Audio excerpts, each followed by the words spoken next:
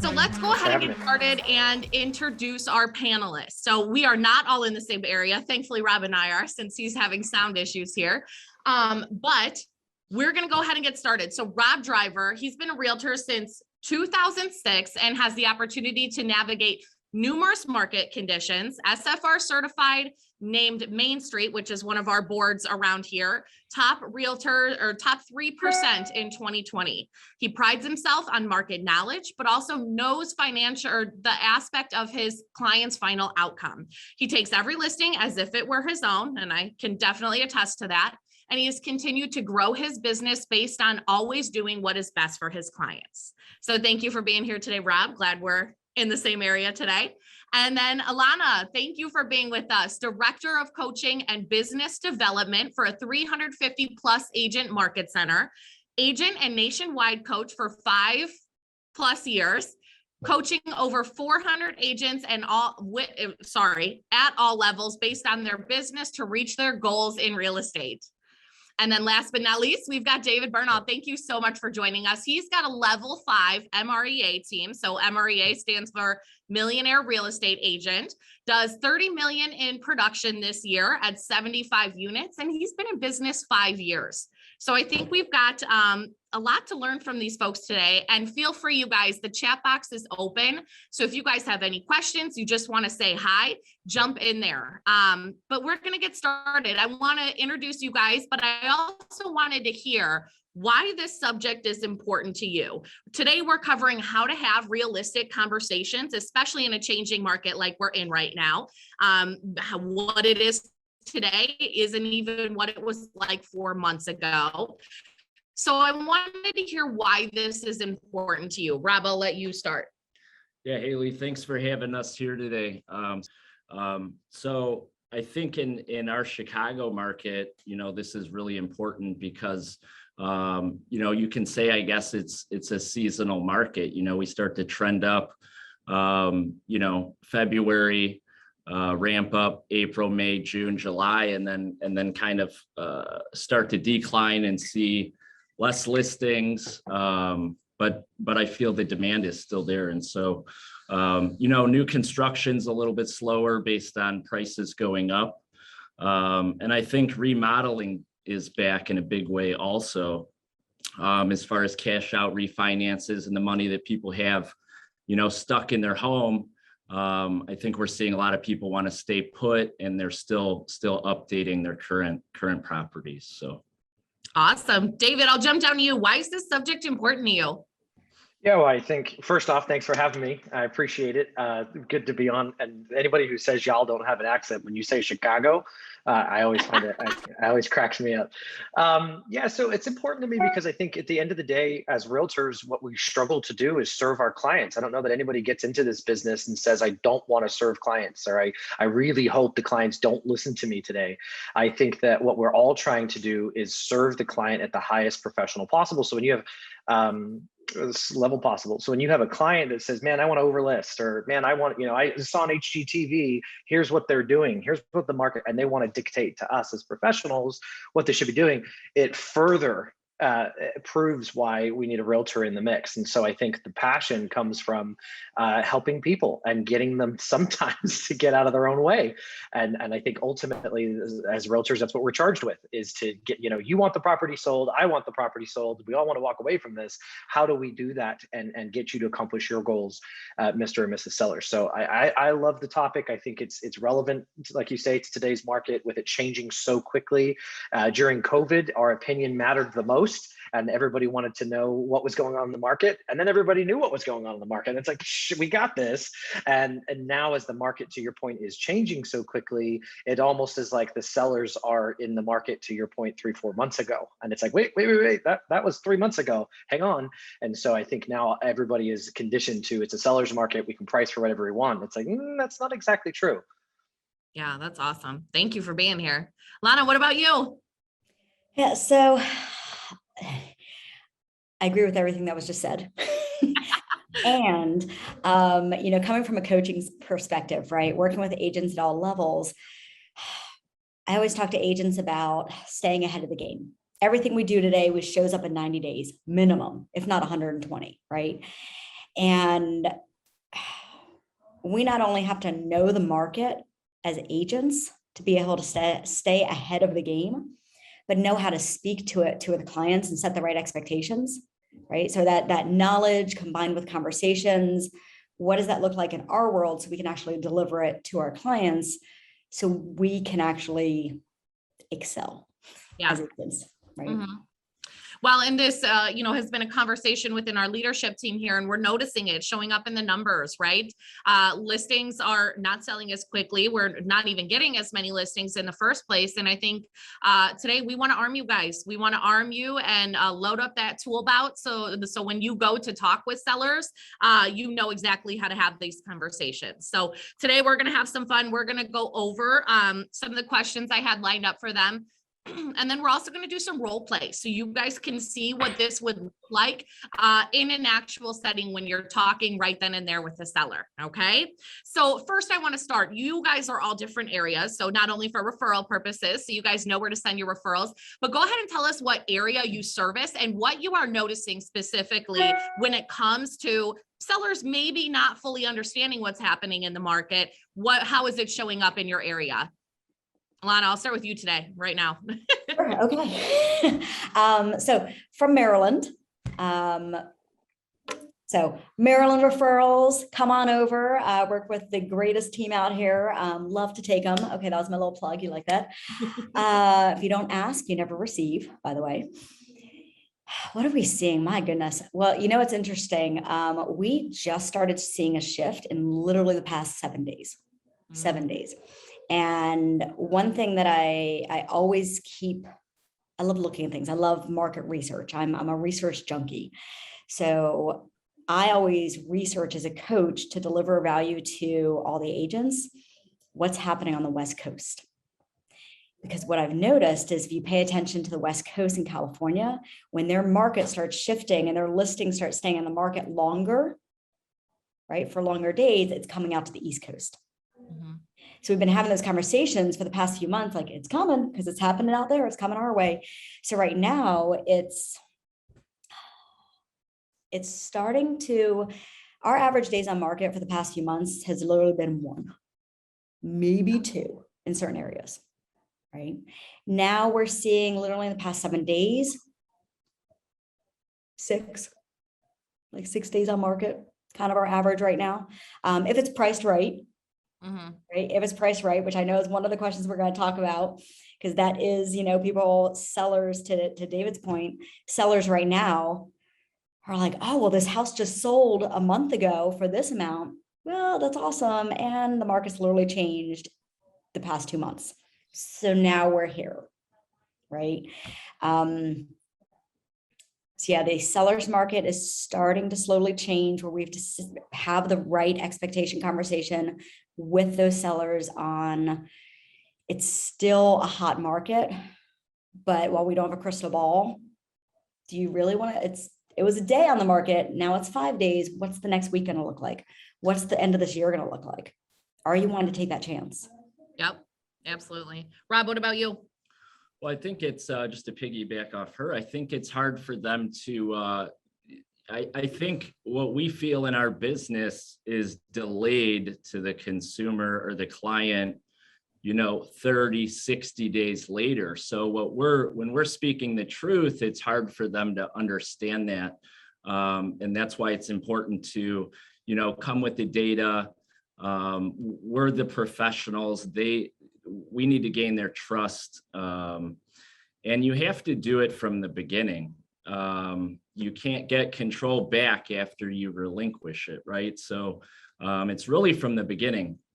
And with all this going on, meeting with the sellers as soon as possible, not the week before.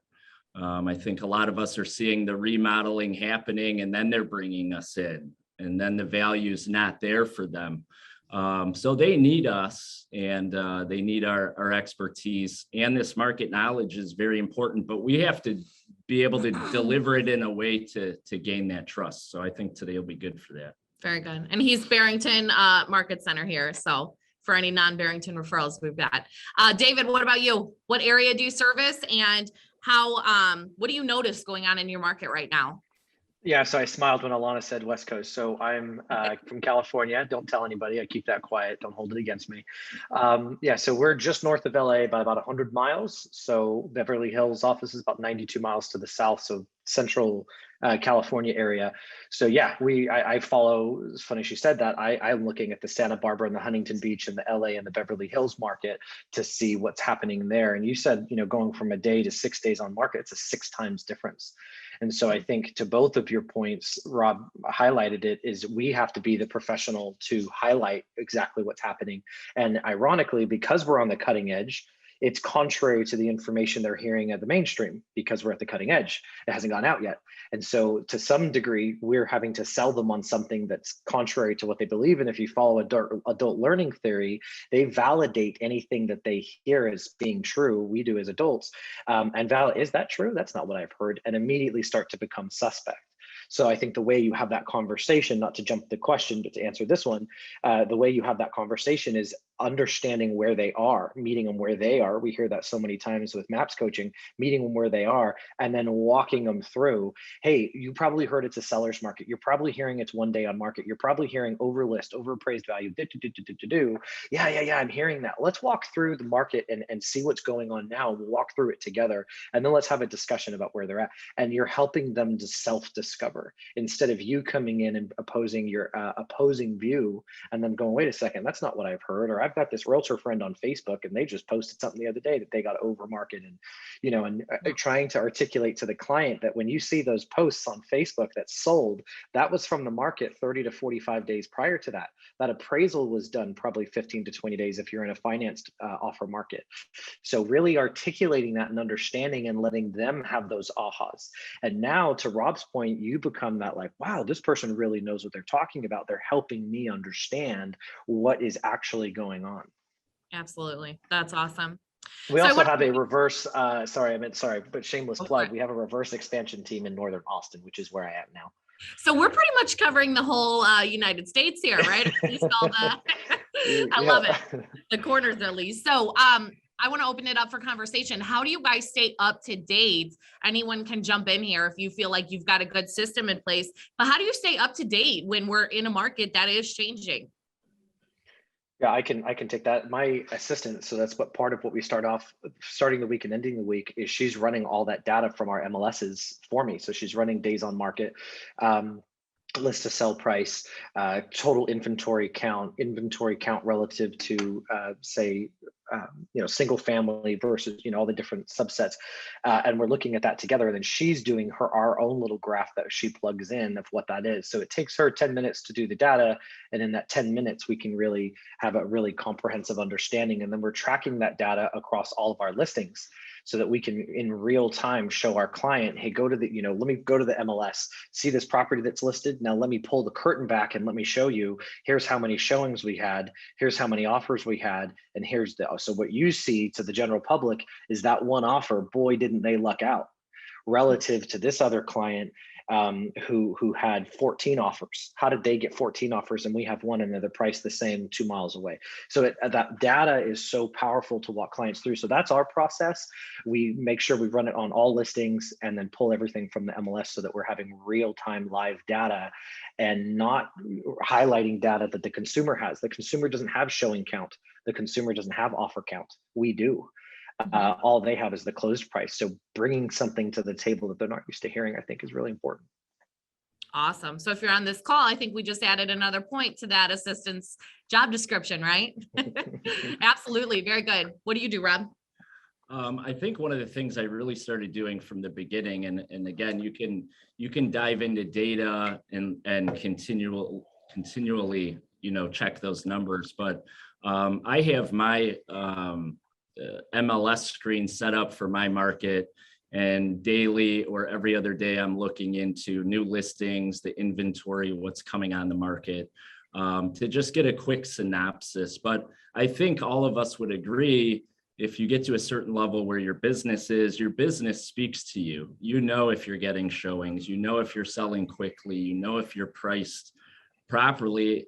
And I would assume everyone would figure out at some point throughout the process how important that listing price really is, right at the kitchen table, right from the start. And so. Yeah, very good. Alana, anything to add there?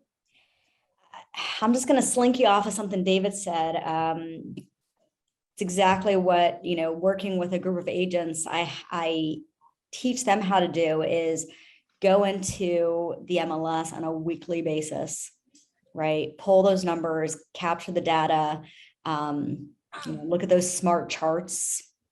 Some areas have smart charts built in, some don't. So hopefully you have something similar. Basically, as a graph that breaks down all the information for you. And to what you said, just bringing the information out to the clients. That's the biggest thing, right? They only know what we educate them on, right? We're not salespeople, we're consultants and we're educators. Yeah. We consult with them and we educate them. So the more we come prepared, the more they're going to feel like they have the knowledge, right? To make the right decisions.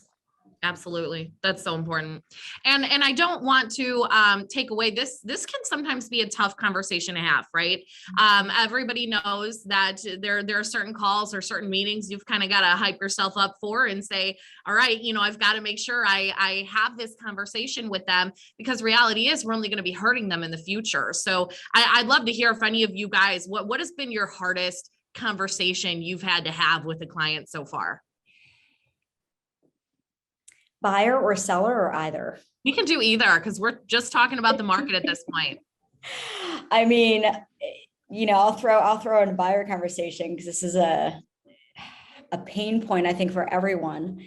And it's literally been a conversation that I've probably coached people on every day now, literally every day, 7 days a week for the past few months. And it's setting the expectation that they might not win on the first home they put an offer in on. Yeah. And it's setting the expectation that, at least out here in Maryland, they cannot go in asking for seller's help. They cannot go in asking for all these things. They cannot go under asking price. They really need to go about 10, if not 15, sometimes out here 20,000 above asking price right now, anyways. Those have been the absolute toughest conversations for agents to have, because it's not comfortable. Yeah. Right? It's telling somebody like, hey, I know you were pre-approved for this, and we're going to max out at that. Yeah. Right? But again, it goes back to the education part. I'll share this really quick. My best friend was buying a house the past few months, and she started looking a few months ago, and I partnered her with an agent friend that I work with to show her houses. But I sat down with her and I said, here's the market. And she's a close friend, so I could have a real conversation, right? Here's the market. You're going to have to go above asking. You're going to lose out on houses.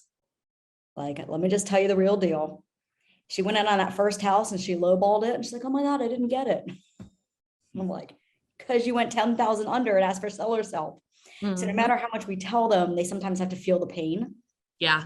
And then we have to always just keep them motivated. Know their motivation, keep them motivated. Like, that's okay. That wasn't your house. Let's go to I already have one lined up. Let's go see it, right? So we have to, as frustrated as we can get sometimes, not show it, vent to our fellow agents, right? Jump back in, re-educate them, re-tap into their motivation, and have that backup house lined up. Yeah, that's huge. Anyone else have any other hard ones? I'll share one, and let me preface it by saying our average price point in our team is $410. Okay. So when I tell you the story I'm about to tell you, I'm going to get an eye roll of like a typical California. Our price point is not Beverly Hills. Okay. We're in the Central Valley. Median income is $85,000. So your two areas probably are maybe average price points a little bit higher. So said that to say, we had a client, toughest conversation. They had their property priced at 12.5 million. I'm in a competitive situation with 6 other agents. All of those other agents, from what the seller says, that they all said that they could get that price. I was the only one that said 9.2, and we took the listing. And so I think, to Alana's point, it's the real, she said something and I wrote it down. She said she was a close friend, going back to the story you just said, so we could have a real conversation. And what I heard you say is she leveraged the relationship to be able to be the best professional she could be. So it was, I had to figure out like, crap, like, how are we going in? This will be the biggest listing we've ever taken by fourfold. We're not going to tell them that. This will be the biggest listing we've ever taken by fourfold. And I'm like off in their mind by 30%, millions of dollars. Like, how am I going to do this? It was the conversation, or it's the relationship. It's getting into relationship with people really quickly, so that, to Rob's point earlier, they trust you. So that when you come in and you're the outlier, it's like, wait a second, why is this one? Surely that guy's off and all these guys are right. And it's leveraging that relationship. So that was the toughest conversation I had to have. That is a scary one, right? That's awesome. Great work on that, by the way. What about you, Rob? I think well, I can share on both buyers and sellers real quick. Buyers having that conversation, which is great if you can do the buyer consultation up front before you get started looking. Find out their motivation. What happens if you don't get in a home? When is your lease up? Those types of conversations. But to let them know that you have to be the first in the driveway. We have to be aggressive. We were successful by going slightly over list price and making our offer good until 5, 6 o'clock on day one. Otherwise, the buyer's paying more for the property, getting in multiple offers, they're losing the house, and it becomes frustrating. So I also like to drill down on the smaller numbers. For a 30-year loan, to go up and over $5,000 or $10,000 is a couple dollars a month. So do you want to sit and, keep doing this and lose the house that you want based on, $100, $150 a month? So being aggressive worked well for us this year. As far as the hard conversations on the listing side, to kind of tie it into why we're doing this today, is just when that market shifted, just in a 2-week period that I saw, homes would go under contract, they would fall out of contract. And in that 2 weeks, the amount of money that sellers were losing was thousands and thousands and thousands of dollars. And so I think we had to adjust as agents and be aggressive on getting those price reductions, because we know getting to the right price faster is going to ultimately net them more money in the end. And that was a very tough conversation with one of my clients who was moving to California. They had been in the house for 15, 20 years. And it becomes psychology, right? They won't reduce because they're attached to the home. And so I am really in tune with the psychology part of the client. And you can tell when a buyer's not calling you to look at a house, there's a reason they're not ready. And same with those price reductions. There's some kind of fear there. And I think tackling that up front. And I just say, I shoot it straight. I know that you guys have been in this home for a long time. I know you're emotionally attached. I know you raised your kids here. But we have to tie it in on getting on the same page, working as a team, and getting the results that they're looking for. So I think it is important that everything you guys just went over, because sometimes it is easy to lose sight that we do this every day. We have these conversations every day, and we do this so often. For them, it's their home. They might only have to have this conversation one time in their lifetime, right? If anyone knows me, I get very into real estate mode, right? And when everything was really crazy seller's market, I get a random text, hey, would you be interested in selling your home? And I go to my husband, I'm like, hey, we should, fully knowing like it was probably just some lead generation scheme. But I fell for it, and I'm like, let's see what they offer. He's like, how could you do that? This is our home. And I'm like, you forget, being in real estate, we do forget that people have real emotions in this. And so I think it's important we're having this conversation today.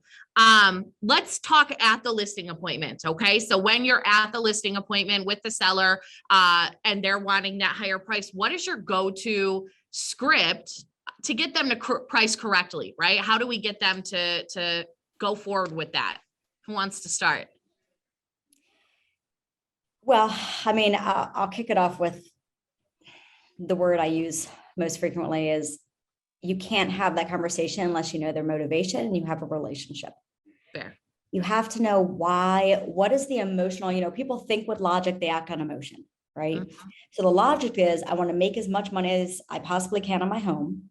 I think it's worth this amount because, Zillow told me. And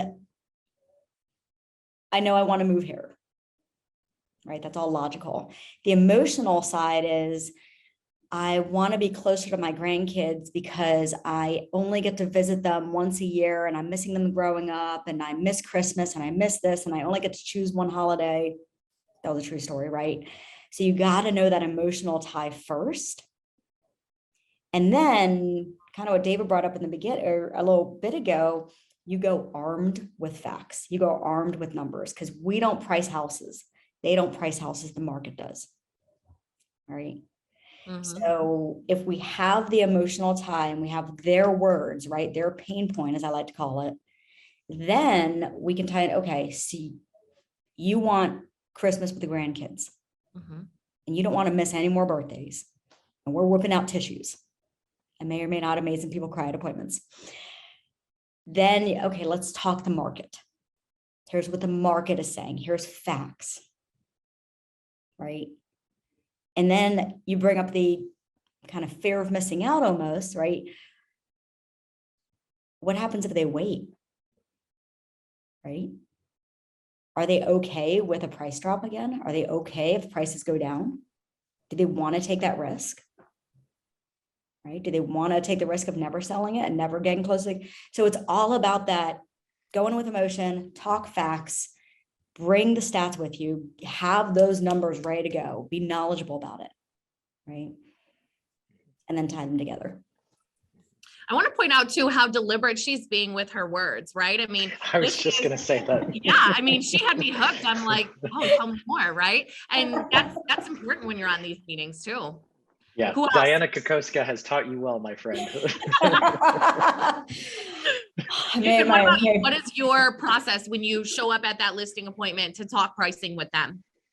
Yeah, so I think Alana went over the concept, and I 100% agree with everything she just said. It's you have to tie it back to their big why. These people were able to give up, in their mind, $2.8 million because I was the person that tied it back to their plan. No one else had tied it back to their plan. They were thinking like a realtor, money, money, money, money. When in actuality, these folks are trying to get the heck out of Dodge and move up to Northern California to be with their family and not commute 4 or 5 hours every day. So tying it back to that and going, let's list it for 10.8 and see what happens. Are you good waiting 9 months? That's the reality. That's the truth. If you're okay with that, let's do it.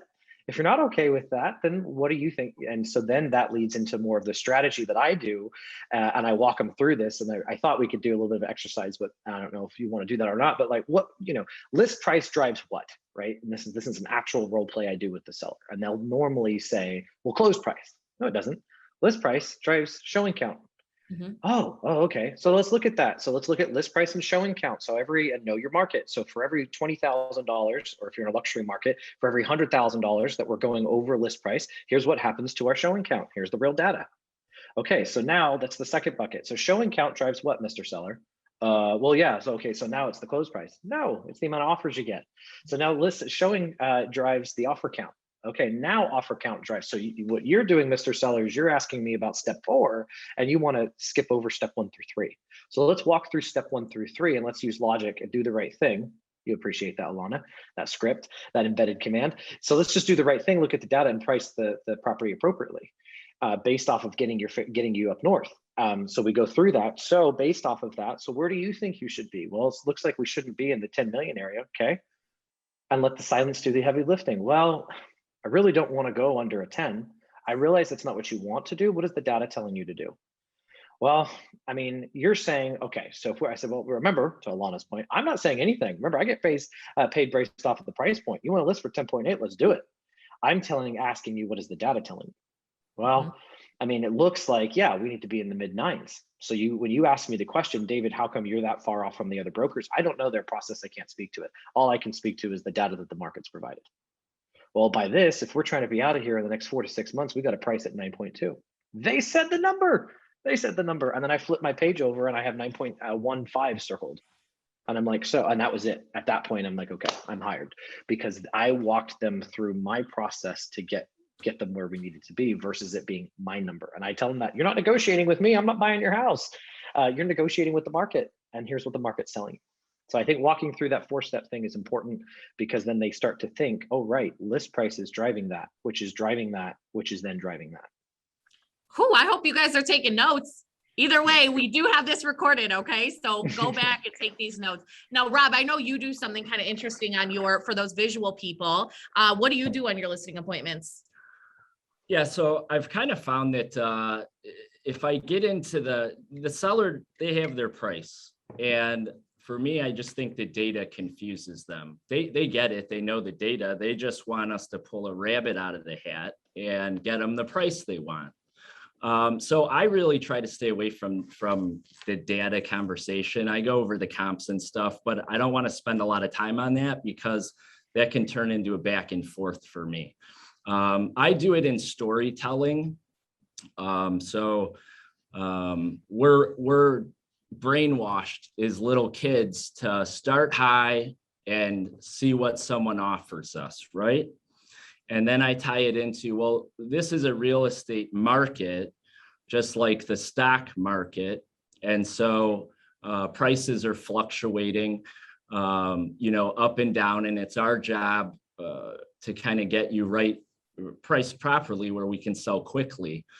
So in my listing presentation, I have one page that is just charts.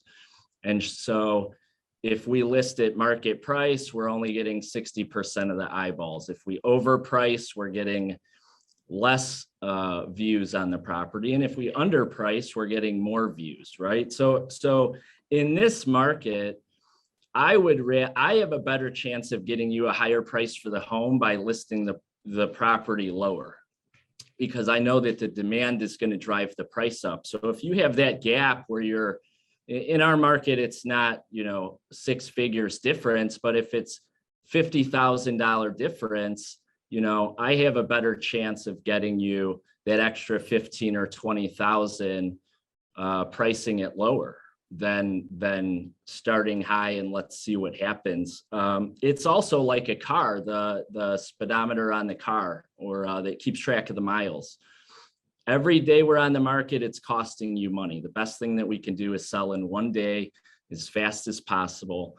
And then I tie it back in to their goals. How are we going to get you to where you want to go? But that, if you really want the most amount of money, then let's really have that serious conversation about how to get it in a realistic way, not just hope and pray. So that's awesome. Very good. Now, throughout the process, right? So if you get the listing, and let's say we do still have to have some pricing conversations with them, what do you do to keep setting that expectation throughout the process of when it's sitting on the market?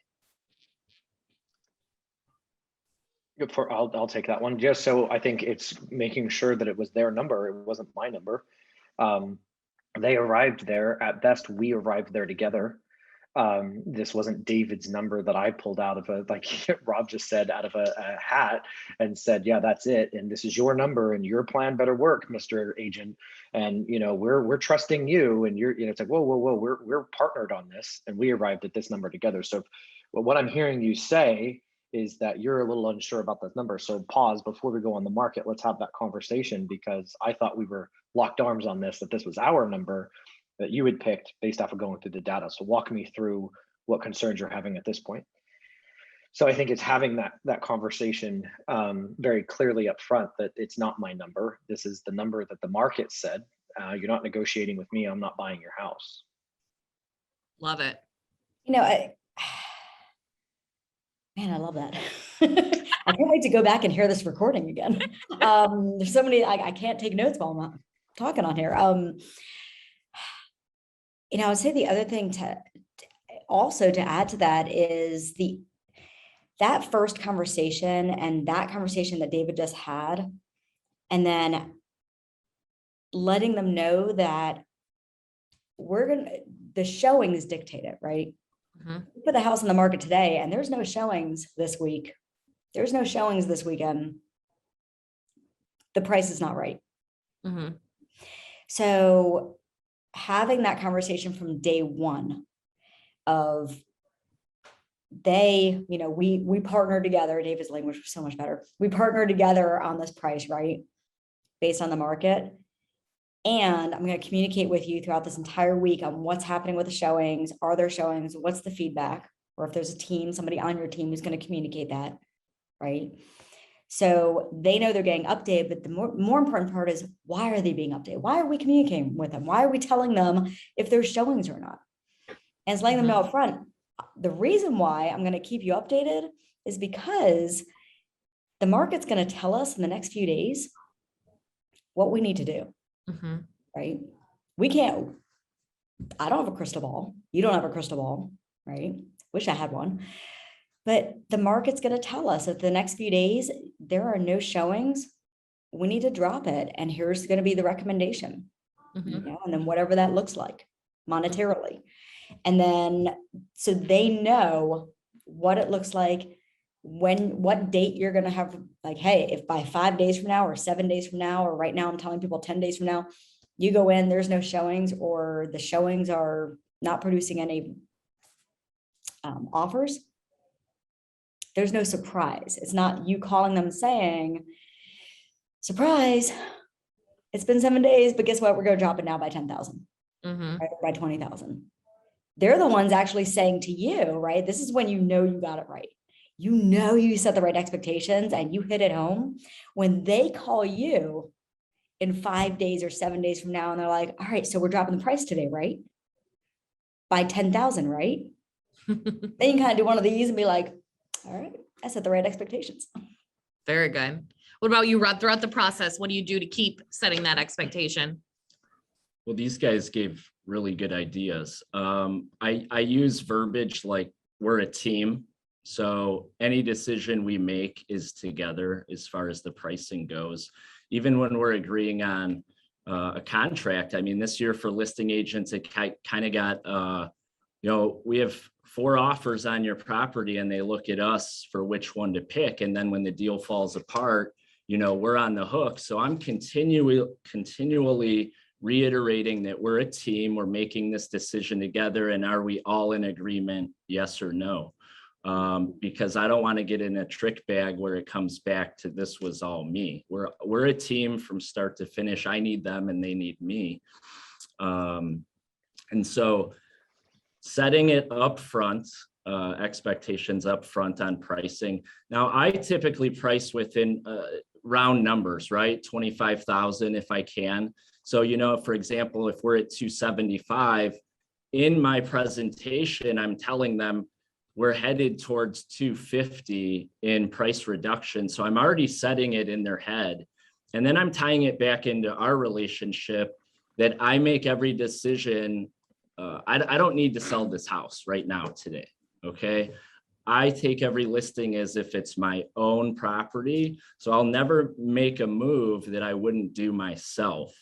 And so I'm getting their trust, I'm getting their buy-in to the price reduction up front. So then when I do it in a week or 2 weeks or 3 weeks, I can tie back in, and I'm not shy of tying right back into that first conversation.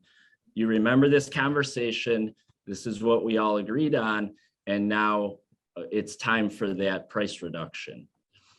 So I'm setting it up from start to finish, because as a consumer, I don't want to guess. If I hire you to put a fence in my backyard, I don't want to be out there digging the holes and helping you. And so from start to finish, you're going to know the process, because at the end of the day, I only do this for the 5-star review at the end.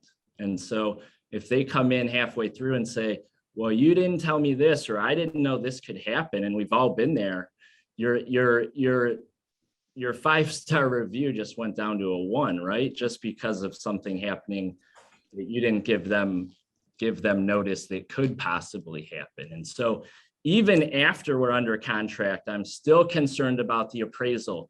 We still have speed bumps coming up, and the deal's not done until you get a check. And so just and it's all honest. I'm just very straightforward and honest with them. So that's awesome. I think that's well, great. If I can, go ahead, David. Sorry, I was just going to add to that really quickly that so what we started to do, I don't like those emails. And I don't think anybody ever likes receiving the emails like Haley, per our discussion. And it's like, Yeah. hang on a second, this feels a little legalistic, legalese, right? However, the caveat, the way around that is to my transaction coordinator or to my listing coordinator. Hey, Haley, the Smiths understand that they don't want to move forward with the cash offer that's going to net them more money. They want to move forward with the financed offer that's going to have more hurdles. Let's really be on top of this one, CC the client on it.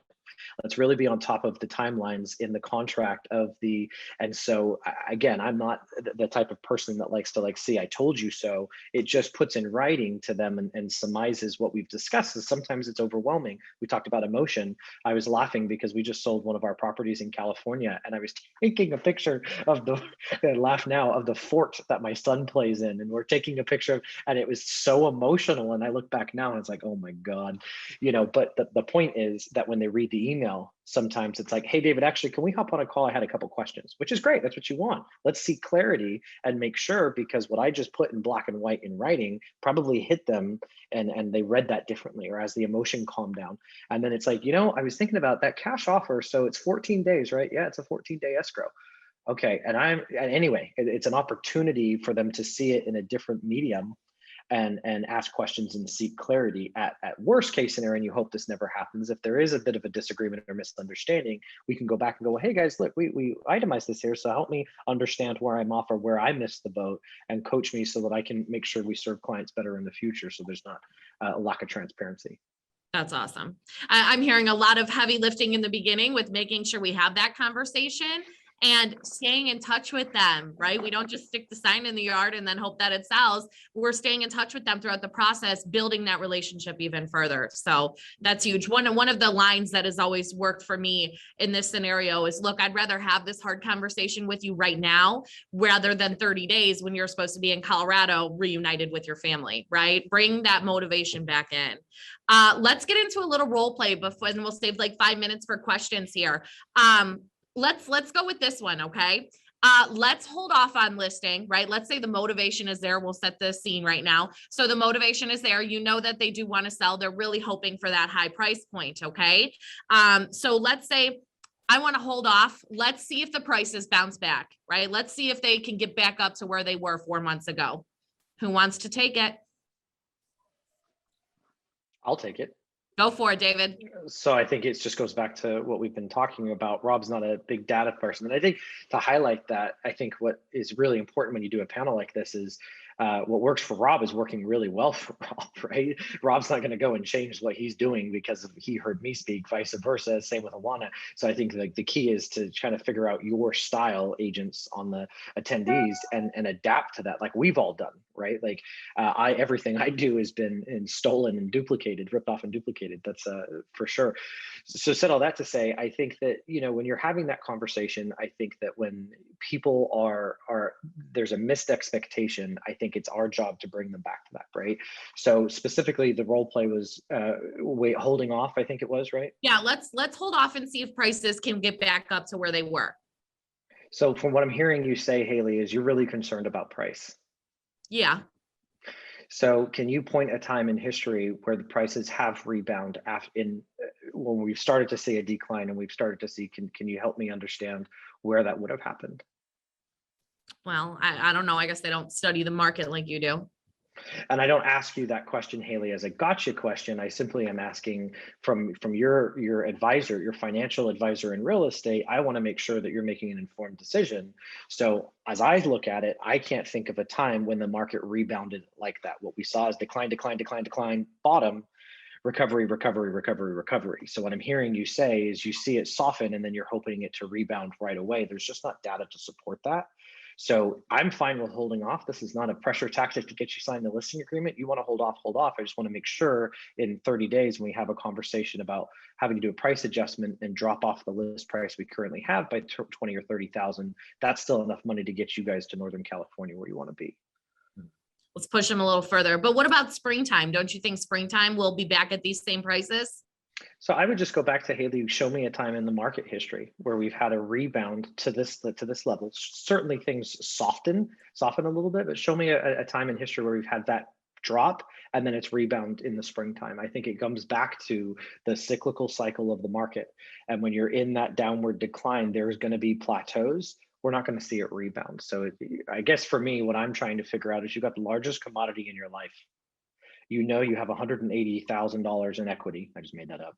You have $180,000 in equity. I want to make sure we conserve that 180,000. What I don't want to do is see you go to Vegas, so to speak, and risk 180,000 to make an extra 5 versus losing 180,000. And now we're having an awkward conversation about 180 turning into 160. That was good. Everyone write that one down. Yep. Yeah, boom. Mic drop. Don't do that though. That Vegas analogy was awesome. It was good. Well, It it's was true. It's right? so It's true. true. It's so true. I mean, they're basically risking it, seeing, let's see if this happens. So And some Rob, I know investors might do that, which is crazy, but Yeah. yeah. little bit. Rob, you get really detailed on the numbers, right? So if I'm telling you I want to wait, let's hold off, and you're knowing I should sell right now would be in my best interest. How do you tackle that?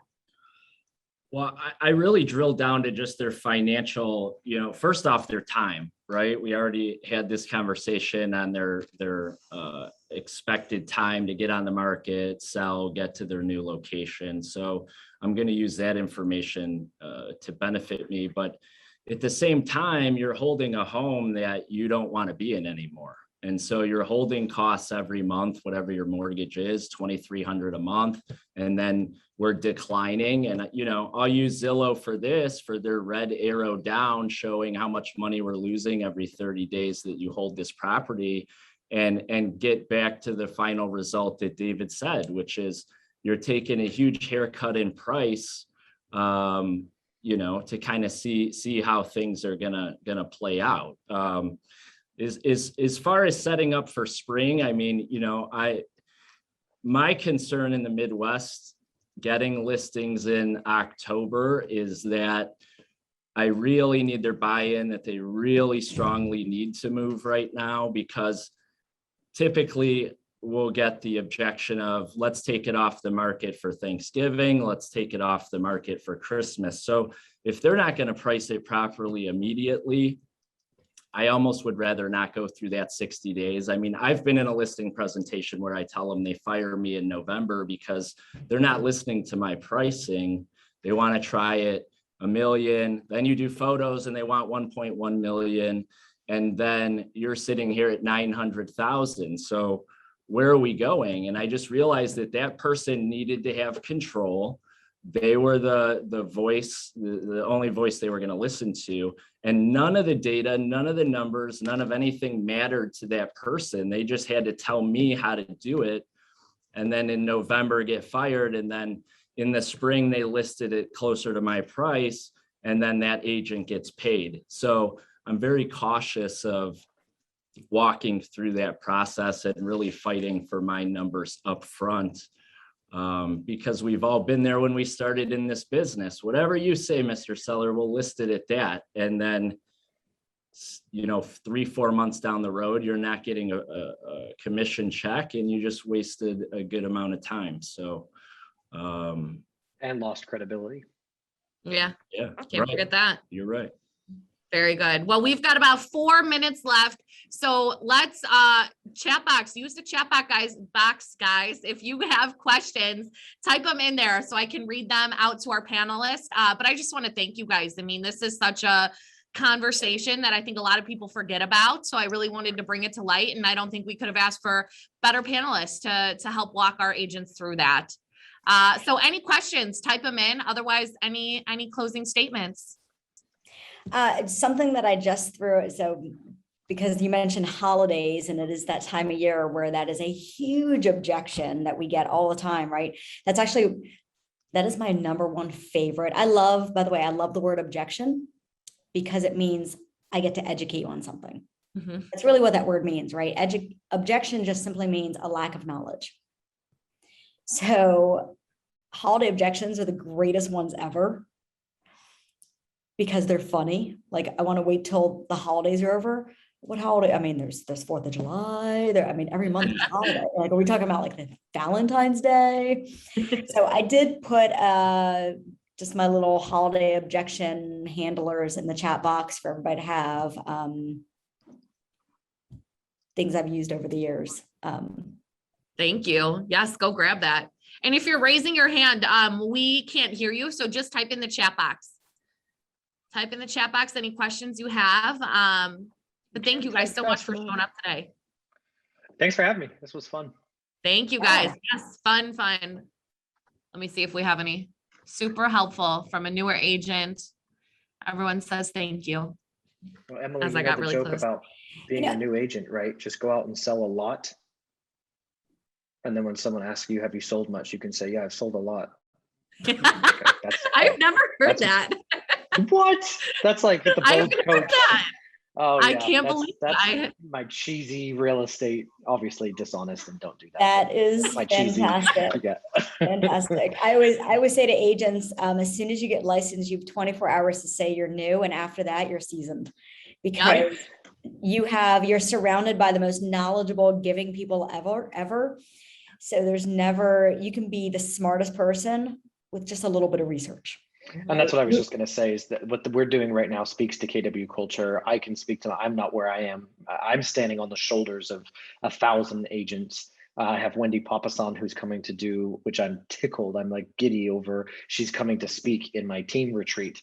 So it's like the value we're able to provide and the success that we have as Keller Williams agents is because of the culture of sharing. And I think that that's important, that I am where I am because of that red book and agents having these, attending things like this. So kudos to your market center for pouring into you. And it's very unique. I was at the Big Balloon before, and it was just kept everything close to your chest. And I'll never forget the first time somebody asked me what I do for marketing and advertising, and I was offended. I was like, why are you asking me that? And then I realized we're weird here at KW. We like sharing stuff. Here's my entire marketing package. Thank Take it all. Yeah. It's red and it's good, right? That's all I have friends at EXP and everything. Oh, you drank the Kool-Aid. I'm like, yeah, it's red and it's good.